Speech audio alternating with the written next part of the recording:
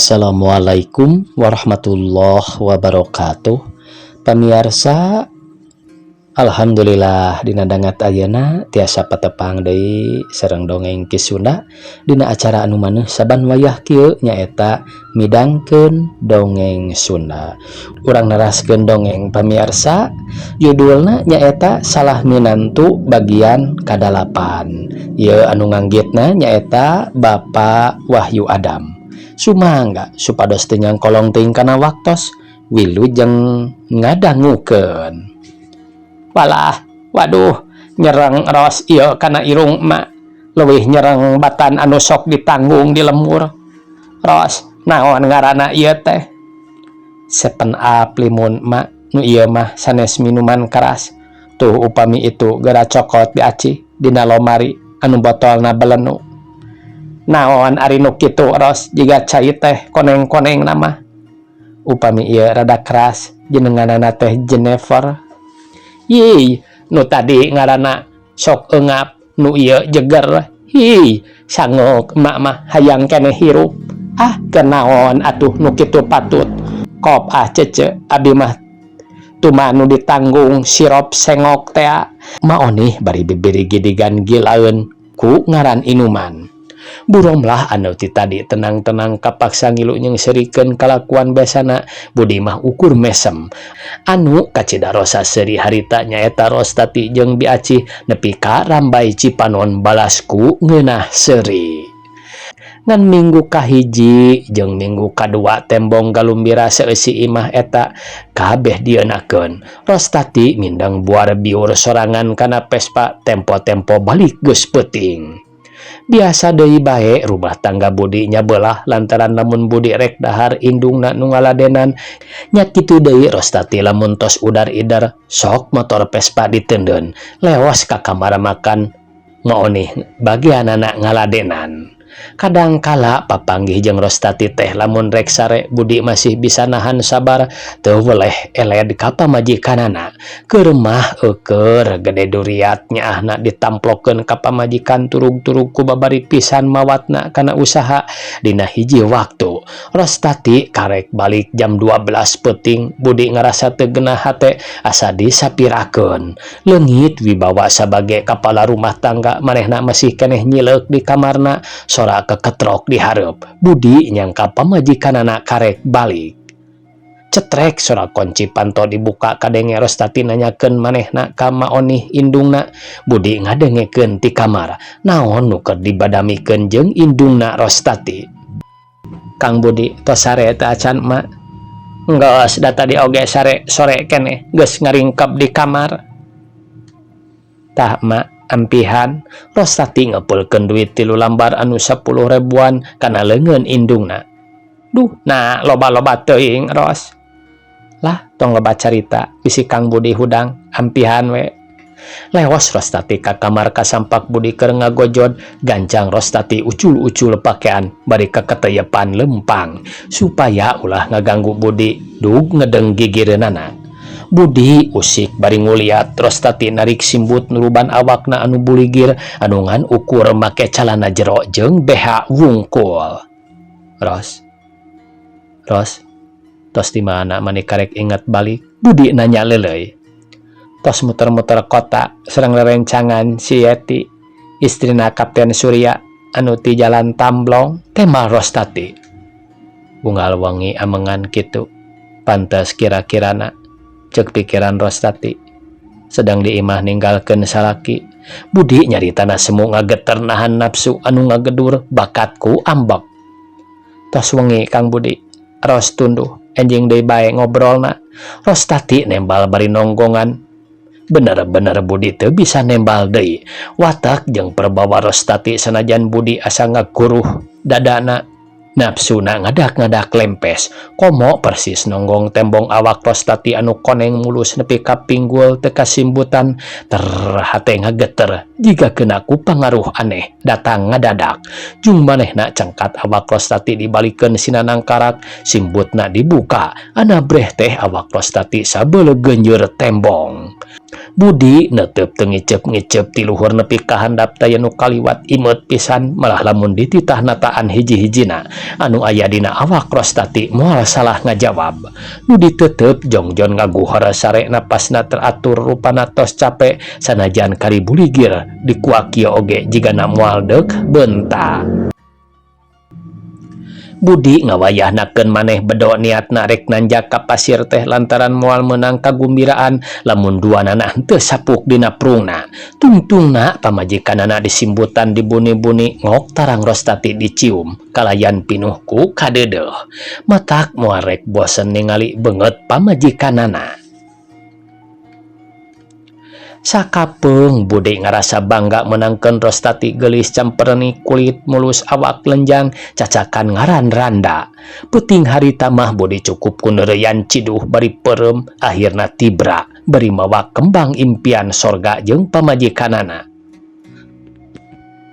Keur kitu Ros tos berang gerah hudang mau nih ngetrokan pantau kamar anakna. Jam sabaraha ieu teh mak? Kateuing tuh gerak kacai we da geus berang. Ceuk mah onih da puguh buta hurup aya oge beker dina luhur bupet kebek teu nyaho. Baheulana dititah sakola anggur ngalah suluh ka kebon batur.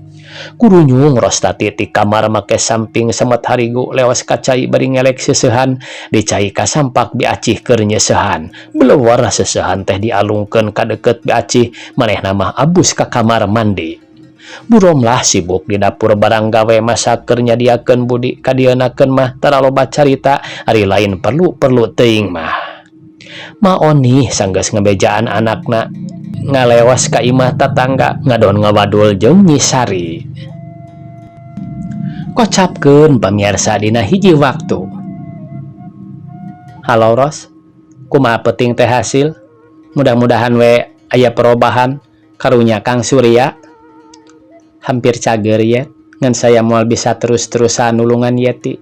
Sanajan Yeti rela Kang Surya babarengan nepi ka sagebrugna sare. Kapan eta teh salah kisah Yeti penyakitna moalila oge cager. Ceuk nasehat dokter mah kudu tulaten ti pihak istri bangkitkeun gairahna tangtung engke berhasil. Tema Rostati serius.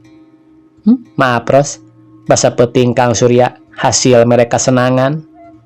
Oh hasil Yet? Rostati ragu-ragu ngajawabna bari tungkul. Oh nuhun Ros, Yeti ngarasa aya harapan deui ngahiji jeung Kang Surya. Tapi Ros, supaya Yeti teu was-was, Yeti hayang ditulungan sakali deui. Teu kudu ngadon ka hotel, di imah ieu oge teu halangan Ros. Urang neangan akal we sangkan Kang Surya tenang. Ulah Yet, lantaran Kang Surya lain impoten, tapi leungit gairah. Jadi dina hal ieu Yeti nu salah, coba heula ku sorangan. Rostati maksudna rek nulungan sobatna tina kaancuran rumah tanggana dilantarankeun Kapten Surya kena penyakit impoten. Padahal Surya teu boga penyakit kitu sabab waktu manehna ngahiji di salah sahiji hotel nyatana Kapten Surya sacara wajar anu normal.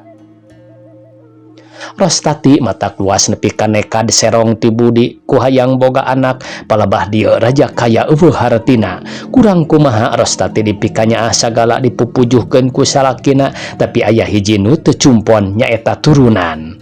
Nya kitu deui Yeti duit loba sagala nyampak mobil parabot rumah tangga serba leuk atanapi serba mewah aya nu teu cumpon kapuasan batiniah dina waktu ngahiji. Nepi ka Yeti jeung Kapten Surya mindeng serong ingkar tina tata susila anu bisa mawa akibat bahaya kana katentreman rumah tangga. Rostati ngahulang panonna neuteup ka pakarangan imah Yeti mobil Kapten Surya geus mengkol reg eureun pas hareupeun lawang teras. Kapten Surya mesem waktu ningali Rostati keur namu ka pamajikanana. Tas jeung map dibikeun ka Yeti ge Kapten Surya diuk hareupeun Rostati. Rostati males tetepan bari teu tinggalin ti keletna anu bener-bener matak ngirut hate Kapten Surya. Sanajan katempona Kapten Surya geus aya umuran tapi tembong agung jeung gagah. Parantos lami Ros, Surya mimiti muka carita. nembe pisan Kang Sur. Kamari wengi teuing mulih teu aya sawios-wios. Kalaresan henteu. Ros, kumaha upami urang buka acara di dieu? Ah, Kang Sur ceroboh. Yeti sobat abdi bade teu kedah gaduh emutan kadinya. Nu penting jawab sedia. Rostati ragu-ragu tapi sanggeus dipikir bulak-balik maneh nanya tujuan bari unggek. Yeti geus nyamperkeun deui mawa opieun jeung cai susu es. Sok ditunda dina meja. Meniku nyalira Yet, Rostati nanya tambah era.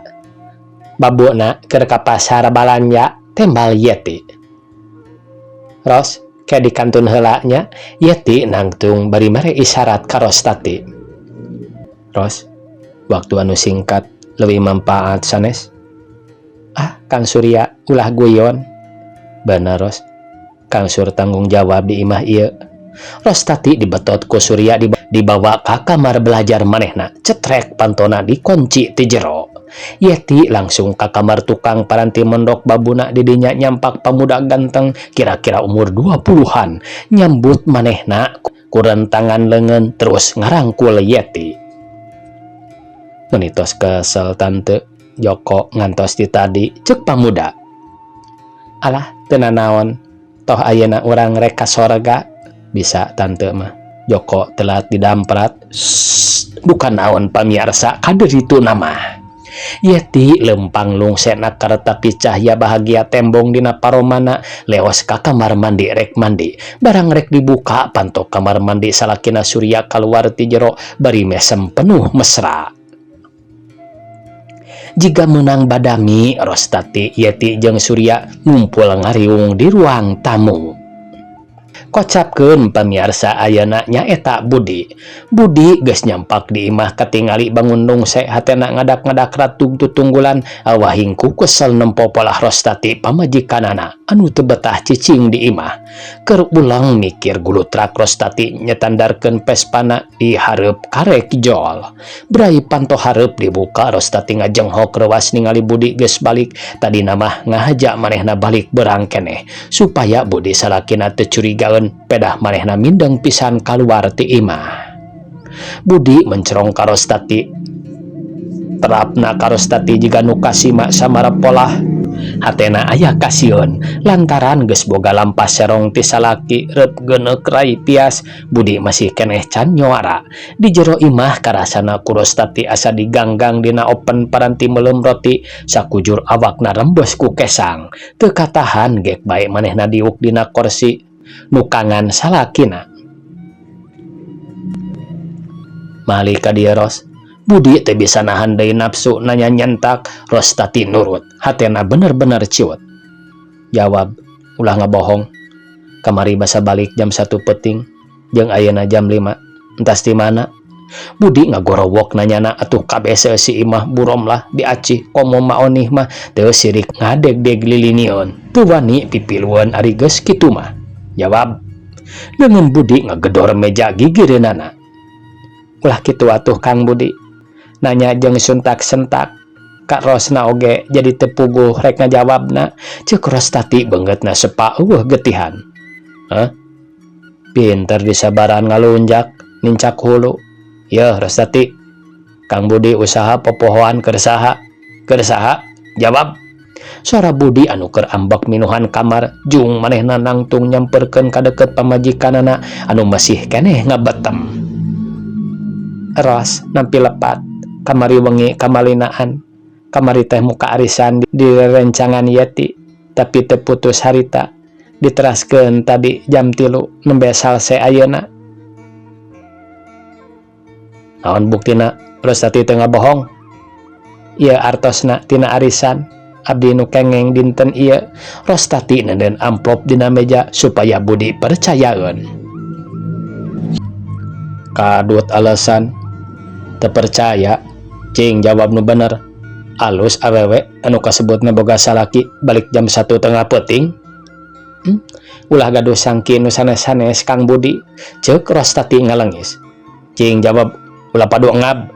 Cing jawab ulah padu ngab. Budi bari ngacungkeun curugna nunjuk ka pamajikanana.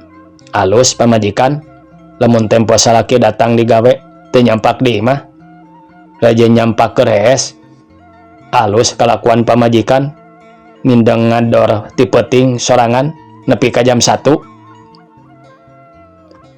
Abdi nampi lepat Kang Budi. Abdi moal sakali-kali deui udar-idar upami teu sareng Kang Budi ceuk Rostati ngarasa kaduhung. Memang paling enteng ngomong nampi lepat, tapi anjeun teu mikir samemeh ditegor samemeh kosip. Anjeun geus kata lanjur pinuh noda kotor alah bata najis. Dasar awewe rendah. Budi tambah nafsu ngagedur awakna ngadeg-deg pinuh ku kesang paroman beureum geuneuk lir besi atah beunang belum. Duh Kang Budi tega nuduh nu lain-lain ka abdi. Rostati teu nampi tos nyeleweng. Oh ma, Rostati ngaguk-guk cerik pikiran kusut. Boa-boa Kang Budi nyahoon hubungan aing jeung Kang Surya ceuk sangka hate Rostati. Teu kudu loba omong. Pareuman cai mata buaya. Anjeun geus wani serong. Ati mungkir bengkok sembah. Masih perlu bukti jeung penjelasan. Anjeun geus serah bongkokan mikeun kahormatan ka Kapten Surya di salah sahiji hotel belah kulon Sunia Raja hareupeun jalan kereta api. Coba mungkir naon alasanana nepi ka wani ngajalankeun nista. Ulah nuduh sabulang bentor abdi teu rumaos saha nu nyieun fitnah kitu. Alus masih kene boga beungeut majar fitnah. Tanya diri sorangan kungsi gawe naon jeung Surya. Perlu leuwih eces tah baca surat ieu. Budi ngalungkeun amplop surat kana beungeut Rostati. Rostati ngagebeg reuwas bener eta teh amplop nu dieusi duit anu kumanehna langsung dibikeun ka indungna peuting kamari. Teu sangka di jerona aya suratan. Budi ngawaskeun parobahan-parobahan sarta tingkah laku Rostati sanggeus diasongan surat ti Surya. Bukti nu lain oge aya. Bisi kurang puas tukang beca nu nganterkeun anjeun jeung Surya ka hotel. Bisa lamun perlu cing pek awak anjeun bela rek naon deui bahan alasan. Rostati lumpat ka kamar indungna bluk nyuuh dina pangkuanana ceurik sedih kaduhung ku lampahna anu geus mengpara tina kasusilaan. Manehna insap sanggeus katalanjuran mangserongkeun salaki jeung nu sejen mah oneh ukur molohok teu bisa majar kumaha, teu bisa nyoara pikeun ngabela anakna. Harita leungit angkuhna manehna eling yen di imah eta Budi nu kuasa sebagai kepala rumah tangga anu nangtukeun hideung beureumna rumah tangga. Buromlah jeung diaci sagawe-gawe di dapurnya kitu deui buromlah sanajan ka Budi anakna tapi teu kumawasa lantaran sifatna tamu. Dina dekna pasea Budi jeung Rostati manehna teu ulu biung. Tangtu bakal salah paham lamun teh mah harita milu nyarita. Poe isukna Rostati jeung Maonih geus aya di setan plat bus kebon kalapa rek balik kaleles dianteur ku Bi Acih. Mangmawakeun papakean Rostati aya 3 koperna. Di jalan mobil Colt anu mawa Rostati jeung indungna ngabiur ngambah jalan raya. Mun seug teu era ku penumpang anu sejen mah moal teu ngabangingik cerik sedih paturai jeung salaki kapaksa lantaran laku lampahna anu geus ingkar. Cipanon nyalangkrung dina bibir panon Rostati geus teu kaampoh. Akhirna ngalembereh mepai pipi sapu tangan geus cipruk ku Cipanon.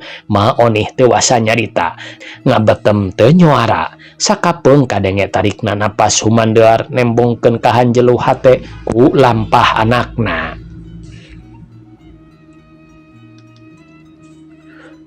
Ku waktu 2 jam Maonih jeung Rostati geus nepi ka imahna kasampak Paiding ditepaskeun neuk tekan daun kawung bari moyan.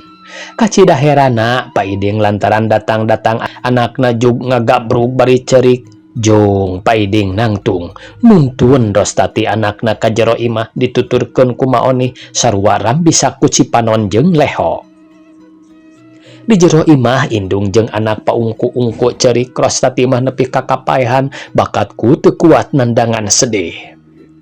Lain indungna kami mah teu ngarti aya naon ieu teh jeung ka mana Den Budi. Nah henteu bareng. Paiding nanya ka Maonih pamajikanana. Maoni ngaharewas ka salakina naon anu keur dirandapan ku anakna kabeh dicaritakeun kajadian-kajadian nu kumanehna kaalaman di Bandung waktu ngancang. Oh, atuh lamun kitu masalah si Nyai. Teu nyana nya turunan urang bisa kieu. Padahal baheula teh si Nyai ngahaja ku kami dipasantrenkeun. Eta teh keur dasar hirupna supaya loba iman ka Allah Subhanahu wa ta'ala. Tapi keun bae moal hade diuar dicaritakeun bisi jadi omong. Keun nasibna nepi ka dinya. Si Nyai hade goreng anak urang. Kebo mulih pakandangan sugan jadi untung keur si Nyai kahareup. Sanggeus aya 3 poe Jol Budi mikeun surat talak jeung masrahkeun Rostati ka indung bapana. Ti samat harita geus lain tanggung jawabna teu poho keur bakal Rostati samemeh lubar idah dibikeun ka Paiding. Teu kungsi setengah jam Budi pamitan rek balik ka Bandung. Kocapkeun pamiarsa Rostati geus aya saminggu cicing di lemburna lolobana ngaringkeb maneh di kamar paling-paling kabang brangkeun lamun dibaturan ku Nyi Imas jeung Nyi Konah. Batur salemburna arulin ka pasar atawa hiburan lalajo film sakapeung silih anjangan bari ngawarangkong ngaler ngidul. Maoni rada oge hatena gumbira ningali anakna geus daek dangdan. Berak di jero hatena teu kendat memuntang ka pangeran sangkan anakna gancang menang jodoh deui. Tembong awak Rostati orot rada begang.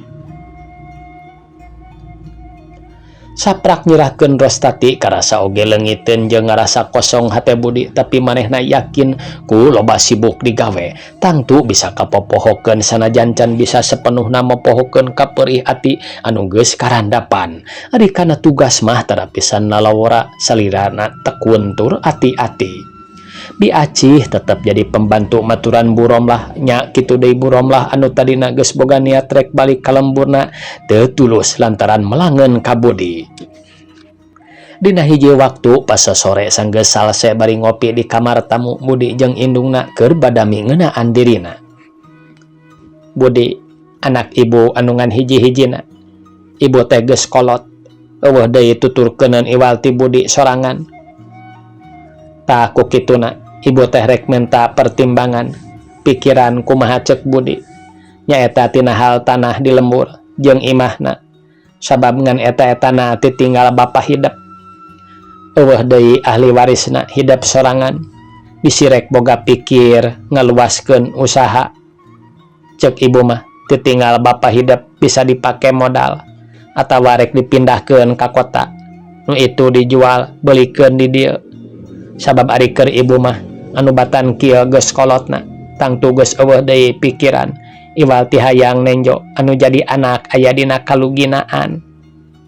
Ibu anu ku abdi dipihormat didama-dama hapunten abdi ibu bilih bae salami ieu ibu parantos kaganggu manah ku tingkah laku abdi sareng Rostati neda hampura lahir batin. Budi anak ibu dihampura ku ibu dunya akhirat.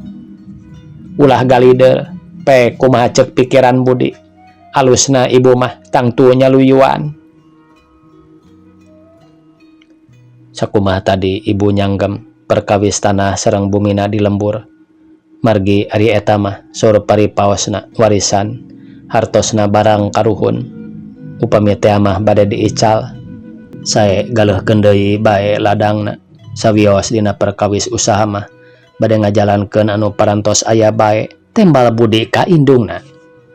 Syukur ari Budi boga pikiran kitu mah atuh pek gara urus bae ku Budi atur-atur kumaha alusna surat-suratna mah aya komplit.